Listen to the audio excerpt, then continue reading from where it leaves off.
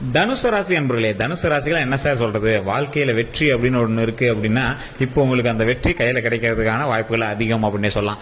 கல்வி, செல்வம் இது எல்லாத்துலயுமே முதன்மையா இருக்கக்கூடிய ராசிகள்ல இந்த தனுசு ராசியும் ஒண்ணு அப்படின்னு சொல்லலாம். நிறைய பேர் வேண்டிட்டு இருந்த ஒரு விஷயம், காலங்காலமாக தவிர்ச்சிட்டு இருந்த ஒரு விஷயம், ஏங்கிட்டு இருந்த ஒரு விஷயம், குழந்தை வரமா இருக்கட்டும், திருமண வரமா இருக்கட்டும், இல்ல உடல்நிலை சம்பந்தப்பட்ட பிரச்சனைகள் இருந்து மீண்டு வருவதாக இருக்கட்டும், இந்த மாதிரி நிறைய விஷயங்களுக்காக நீங்க தவிச்சிட்டு இருந்தீங்க பாத்தீங்களா, அந்த விஷயங்கள் எல்லாமே சரியாகி உங்களுக்கு பிடித்தாற்போல் வாழ்க்கை அமையறதுக்கான ஒரு அருமையான காலகட்டம் அப்படின்னு சொல்லலாம். நிறைய பேர் கேட்டுட்டு இருக்கீங்க, சார் ஃபோன் நம்பர் கொடுங்க, ஃபோன் நம்பர் கொடுங்கன்னு. டிஸ்கிரிப்ஷன்ல இருக்கு சார், கமெண்ட் செக்ஷன்ல எல்லாம் திட்டியே இருக்கீங்க. ஃபோன் நம்பர் எங்க இருக்குன்னு. டிஸ்கிரிப்ஷன்ல ஃபோன் நம்பர் இருக்கு, ஃபேஸ்புக்ல பாத்தீங்கன்னா ஸ்கிரீன்ல ஃபோன் நம்பர் இருக்கு. அதன் மூலமா நீங்க பேசி தெரிஞ்சுக்கலாம். பிரபல ஜோதிடர் நம்பர் தான் கொடுத்துருக்கேன். அது மட்டும் இல்லாம 4-5 மொழிகளில் ஜோதிடம் பார்க்கக்கூடியவர். இப்ப நீங்க ஃபோன் பண்ணீங்கன்னா பிஸியா தான் இருக்கும், முன்னாடியே சொல்லிடுறோம். அப்படி ஃபோன் பண்ணீங்க அப்படின்னா கொஞ்சம் வெயிட் பண்ணி பண்ணுங்க, அப்பாயின்மெண்ட் அங்கேயே கொடுப்பாங்க, அந்த டைம்ல நீங்க ஜோதிடம் பார்த்துக்கலாம். அதே மாதிரி இந்த தனுசு ராசிக்காரர்களில் சில குணாதிசயங்களை பத்தி நம்ம ஃபர்ஸ்ட் தெரிஞ்சுக்கலாம். தனுசு ராசிக்காரர்களுடைய குணமே வந்து பாத்தீங்கன்னா குடும்பத்திற்காக உழைக்கக்கூடிய ஒரு முக்கியமான நபர் அப்படின்னா தனுசு ராசிக்காரர் அப்படின்னு சொல்லிடுவாங்க. அவங்களுடைய சந்தோஷத்தையும் முழுமையாக எடுத்துக்குவாங்க, அவங்களுடைய குடும்பத்துக்கான சந்தோஷத்தையும் கரெக்டாக கொடுத்துருவாங்க. உழைக்கிறதுக்காகவே அவங்க குடும்பத்துக்காக சம்பாதிக்கிறதுக்காகவே வெளியில போயிருப்பாங்க. அதே மாதிரி அதே சமயம் அவர்களுடைய தேவைகளையும் அவங்க நிறைவேற்றுவாங்க. சில விஷயங்கள்னால தேவையில்லாத கெட்ட பெயர்களும் உங்களுக்கு உண்டாயிருக்கும். அதாவது எப்படி அப்படின்னா, ஆண் பெண் இருபாலர் இருக்கீங்க அப்படின்னா அதுக்கு தகுந்த மாதிரி சில கெட்ட பெயர்கள் உண்டாயிருக்கும். அதற்கு தகுந்த மாதிரி நீங்களும் சில விஷயங்கள் ஏதாவது செஞ்சிருந்தீங்க அப்படின்னா அதனால பின் விளைவுகளும் உங்களுக்கு அதிகமாக நடந்திருக்கும். அதே மாதிரி இந்த ராசிக்காரர்கள் நட்பு வட்டாரம் அதிகம், காதல் வயமும் அதிகம். ஒரு 2-3 பேராவது உங்களோட நட்பு வட்டாரங்கள் இருப்பாங்க. அதாவது எதிர்பாலினத்தவர் நட்பு அதிகமா இருக்கும், அது காதலாகவும் இருக்கலாம், அதே மாதிரி நட்பாகவும் இருக்கலாம், இந்த மாதிரி உங்களுக்கு இருக்கும். அதனால அது சக்சஸ் ஆயிருக்குமா அப்படின்னு கேட்டா 1-2 தான் சக்சஸ் ஆயிருக்கும், பெருசா அது வந்து உங்களுக்கு சக்சஸ் ஆயிருக்காது. 1-2 லைஃப்ல தான் வந்து அது சக்சஸ் ஆயிருக்கும், பெருசா சக்சஸ் ஆயிருக்காது. இருந்தாலும் இந்த தனுசு ராசிக்காரர்கள் ஒரு ரொம்ப முன்னாடி இருந்தே காதல் இருக்கிறவங்களோ இல்ல திருமணத்துல தெரிஞ்சவங்களோ இல்ல சொந்தத்திலயோ இந்த மாதிரி தான் வந்து திருமணம் பண்ணிக்குவாங்க. ஒரு சிலர் வந்து வெளி இடத்துல வந்து திருமணம் பண்ணிக்குவாங்க. இருந்தாலும் இவங்களுடைய லைஃப்ல கண்டிப்பா ஒரு காதல் அப்படிங்கிற ஒரு விஷயம் இருக்கும். ஏன் அப்படின்னா முருகரினுடைய அவதாரம், நீங்க கண்டிப்பா காதல் இல்லாம இருக்குமா? அதே மாதிரி இன்னொரு விஷயம் என்ன அப்படின்னா, தனுசு ராசிக்காரர்களுக்கு கடவுளினுடைய அருள் அப்போல இருந்து இப்போ வரைக்கும் எப்பவுமே இருந்துட்டே இருக்கும். இந்த தனுசு ராசிக்காரர்களுக்கு குலதெய்வத்தினுடைய அருள் எந்த அளவுக்கு இருக்குதோ அந்த அளவுக்கு இன்னொரு பிளஸ் பாயிண்ட் என்ன அப்படின்னா முருகரினுடைய அருளும் அதிகமா இருக்குது. இந்த தனுசு ராசிக்காரர்களை பொறுத்த வரைக்கும் திருமணத்திற்கு பிறகு இவங்களுடைய வாழ்க்கையில் நிறைய டேர்ன்ஸ் அதிகமா இருக்கும். திருமணத்தப்பவே நீங்க நிறைய சிக்கல்களை சந்திச்சு தான் வந்து திருமணத்தை பண்ணிக்குவீங்க. அதே மாதிரி திருமணம் முடிந்த பிறகு சில வருடங்கள் வந்து உங்களுக்கு வந்து சில கஷ்டங்களை மட்டுமே அனுபவிச்சிருவீங்க. குடும்பங்கள் உங்களுக்கு அவ்வளவு சீக்கிரம் செட் ஆயிருக்காது. அந்த குடும்பத்தோடு நீங்க வந்து ஜிங்க் ஆகிறது கொஞ்சம் லேட் ஆயிருக்கும். குடும்பங்கள் எல்லாம் செட் ஆனதுக்கு அப்புறம் ஜிங்க் ஆனதுக்கு அப்புறம் அதற்கு தகுந்த மாதிரி உங்களோட லைஃப்ல நீங்க அடுத்தடுத்த ஸ்டெப் வைக்கிறதுக்குமே நீங்க வந்து கொஞ்சம் யோசிச்சு தான் வைக்கிற அளவுக்கு இருந்திருக்கும். அதே மாதிரி தொழில் ரீதியான விஷயங்கள்ல இந்த தனுசு ராசிகள் போனாங்க அப்படின்னா அந்த தொழில் ரீதியான விஷயங்கள் மேன்மை அடைந்து வரும். திருமணத்திற்கு பிறகு உங்களுடைய தொழில் கொஞ்சம் ஓரளவுக்கு மேன்மையா ஏறி இருக்கும். நீங்க வந்து ஆணா இருந்தாலும் சரி, பெண்ணா இருந்தாலும் சரி, பெண்ணா இருந்தீங்க அப்படின்னா திருமணம் பண்ணி ஆண் வீட்டுக்கு போனீங்க அப்படின்னா கணவரனுடைய தொழில் அதிகமாக ஈடுபட்டு மேலே வரும். அதே மாதிரி நீங்க உங்களுடைய தொழில ஏதாவது பண்ணிட்டு இருக்கீங்க அப்படின்னா உங்களுக்கு மேன்மை அடைகிறதுக்கான வாய்ப்புகள் அதிகமாகவே இருக்குது. அதே மாதிரி இந்த தனுசு ராசிக்காரர்களுக்கு எதிர்பார்த்த மாதிரி குழந்தைகள் அமைவதற்கு சின்ன சிக்கல்கள் ஏற்பட்டு தான் வந்து குழந்தை பாக்கியம் வந்து உண்டாயிருக்கும். அது சின்ன தடைகள் தாண்டி தான் வந்து வந்திருக்கும். நீங்க செக்கப்பு போயிருப்பீங்க, அப்போ கூட ஏதோ அது இது சொல்லியிருப்பாங்க. அதுக்கப்புறம் ஏதோ டாக்டர்லாம் காட்டியிருப்பீங்க, ஸ்கேன்லாம் காட்டியிருப்பீங்க. அதெல்லாம் பார்த்து தான் ஃபைனலாக வந்து உங்களுக்கு குழந்தை உண்டாகிறதுக்கான வாய்ப்புகள் கொடுத்துருக்கோம். அதற்கு பிறகு தான் வந்து குழந்தை வந்து நல்லபடியாக பிறந்திருக்கும். அதே மாதிரி பயப்படுத்துறதெல்லாம் தாண்டி குழந்தை நல்லபடியாக பிறக்கும். இதுதான் வந்து ஒரு ஹைலைட். இந்த தனுசு ராசிக்காரர்களை பொறுத்த வரைக்கும் கடந்த 3 வருடங்களா இவங்க வந்து அதிகமா செலவு பண்ண விஷயங்கள் அப்படின்னா மருத்துவ செலவுகள் தான் அதிகமா பண்ணியிருப்பாங்க. இவங்களோட லைஃப்ல இவங்க அதிகமான செலவுகள்ல எந்த ஒரு விஷயத்தை பண்ணியிருக்காங்கன்னா மருத்துவ ரீதியான செலவுகள் தான். காரணம் என்ன? ஏன்னா கடந்த சில 3 வருடங்களும் உங்களுக்கு வந்து அவ்வளோ சிக்கல்களை கொடுத்து அதுக்கப்புறமேட்டு வந்து சால்வ் பண்ணியிருக்கோம். உடனே நீங்க போய் ஹாஸ்பிட்டலில் ஒரு 3-4 நாட்கள் தங்கி இருந்திருப்பீங்க. அப்படி இல்லையா உங்களுடைய குடும்பத்தாரில் யாரோ ஒருத்தர் போய் தங்கி இருந்திருப்பாங்க. அப்போ வந்து நீங்க போய் பக்கத்தில் பார்த்துட்டு இருந்திருப்பீங்க. அதெல்லாம் சரியாகி இப்போ வந்து நலமா இருக்கிறதுக்கான காலகட்டம். அதே மாதிரி மருத்துவ ரீதியான செலவுகள் இன்னமும் நீங்க வந்து மாதம் பண்ணிட்டு தான் இருந்திருப்பீங்க. அதுக்கான டேப்லெட்டோ இல்லை ஏதோ ஸ்கேனோ இல்லை ரிப்போர்ட்டோ அது இதுன்னு உங்களுக்கு வந்து அந்த ஃபைல தூக்கி சுற்றுற வாழ்க்கையே உங்களுக்கு வந்து தனுசு ராசிக்கு இருந்திருக்கும். அதற்கு பிறகு வந்து பார்த்தீங்கன்னா குலதெய்வத்தினுடைய வழிபாடுகள் வந்து வருடம் நீங்க பண்ணீங்க அப்படின்னால சின்ன ஏதோ ஒரு ஃபேமிலியுடைய பிரச்சனைகள் இருக்கு அப்படிங்கிறதெல்லாம் சொல்லிட்டு இருந்திருப்பாங்க. நீங்க வந்து எந்த ஒரு அதுக்கான வழி வந்து எதுவுமே ஸ்டெப் எடுக்காம நீங்க வந்து விட்டுருப்பீங்க. இந்த ராசிக்காரர்களை பொறுத்த வரைக்கும் ஃபர்ஸ்ட் நீங்க பண்ண வேண்டிய ஒரு விஷயம் என்ன அப்படின்னா, தொழிலையும் சரி கல்வியிலையும் சரி இல்ல வேற ஏதாவது ஒரு அதிக பட்ஜெட் போட்டு ஒன்று ஆரம்பிக்கிறீங்க அப்படின்னா அந்த இடத்துலயும் சரி முதன்மையா நீங்க வணங்க வேண்டியது உங்களுடைய குலதெய்வம் தான்.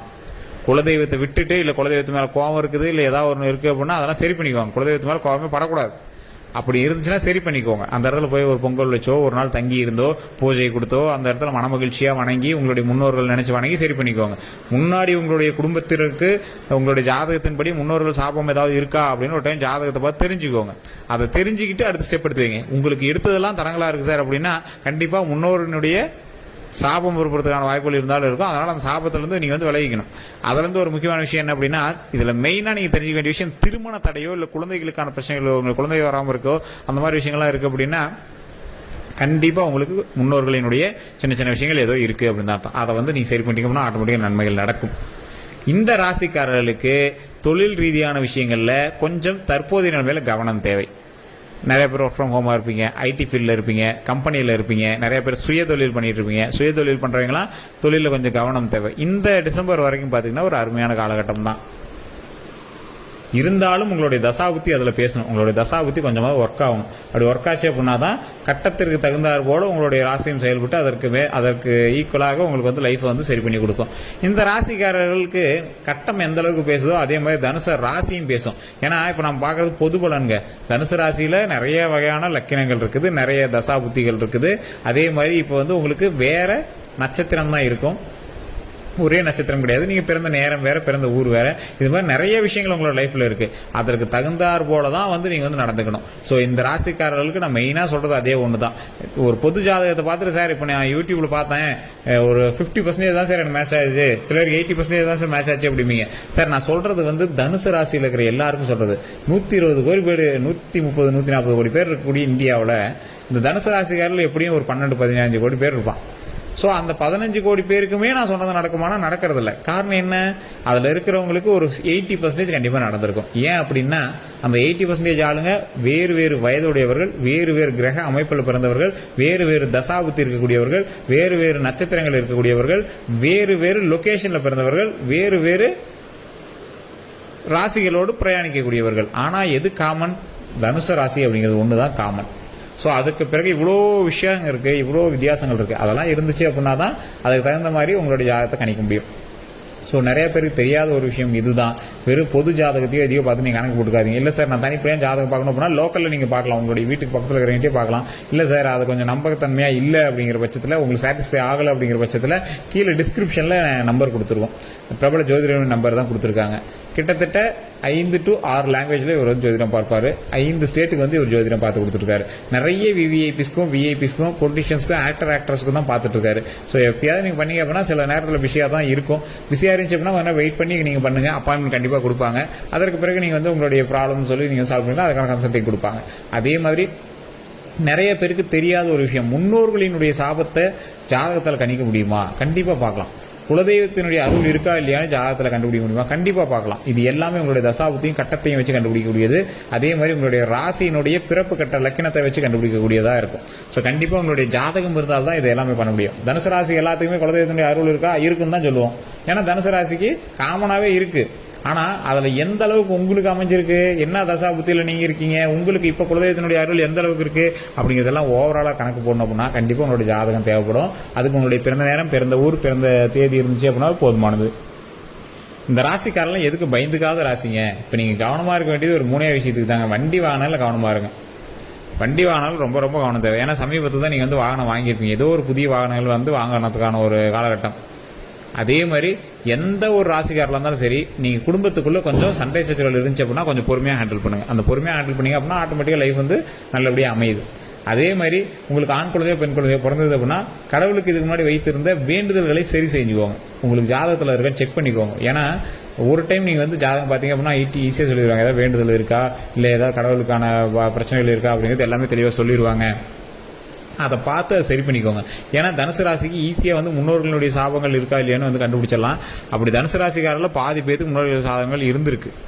நீங்க தெளிவா ஜாதகம் பார்த்து அதை கிளியர் பண்ணிக்கோங்க. அதை கிளியர் பண்ணிட்டு அப்படி இருக்கு அப்படிங்கிற பட்சத்தில் சின்ன சின்ன பரிகாரங்கள் தான் இருக்கும். என்ன சார் பரிகாரம் அப்படின்னு கேட்டீங்கன்னா, யாராவது ஒரு பெண்ணுக்கு உங்களுடைய குடும்பத்தில் ஏதாவது பிரச்சனைகள் ஏற்பட்டு இருந்தது அப்படின்னா, யாராவது ஒரு வயசான பெண்ணுக்கோ இல்லை யாராவது ஒரு அந்த வயதுடைய பெண்களுக்கோ நீங்க ஒரு சாரியோ இல்லை ஏதாவது ஒரு துணியோ பூவோ பொட்டோ இந்த மாதிரி ஏதாவது விஷயங்கள் வச்சு அவங்க கிட்ட ஆசீர்வாதம் வாங்கிக்கலாம். அதை வாங்கி மறுபடியும் இது பண்ணோம்னா ரொம்பவே நல்லது. ஸோ இது மாதிரி பண்ணலாம். உணவளிக்கலாம். யாராவது ஒரு வயசானவங்களுக்கோ பெண்களுக்கோ யாருக்கோ ஒருத்தர் வயசானவங்க குழந்தைங்களாம் இருக்காங்களா, அவங்களாம் உணவளிக்கலாம். உணவளிப்பதன் மூலமாக பல பாவங்கள் நீங்கி நல்ல சக்திகள் நல்ல நல்ல விஷயங்கள் வந்து கிடைக்கும். அதே மாதிரி பாவங்கள் நிவர்த்தி ஆகும், நன்மைகள் பெருகும், புண்ணியங்கள் பெருகும். ஸோ இந்த விஷயங்கள் எல்லாமே இந்த மாதிரி விஷயத்தினாலே சரி பண்ணிக்கலாம். இதுதான் பரிகாரம் அப்படின்னு சொல்லுது. ரொம்ப இது பணம் வாங்கிட்டு பரிகாரம் அதெல்லாம் எதுவுமே கிடையாது.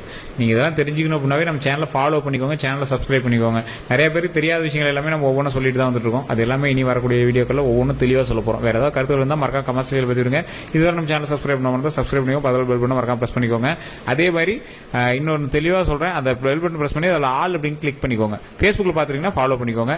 கருத்துக்கள் இருந்தது அப்படின்னா டிஸ்கிரிப்ஷனில் இருக்கிற நம்பரில் ஃபோன் பண்ணி பேசி தெரிஞ்சுக்கோங்க. நான் சொன்னது உண்மை அப்படின்னா உண்மைன்னு கமெண்ட் செக்ஷனில் டைப் பண்ணுங்க. எல்லாருக்கும் நன்றி நண்பர்களே.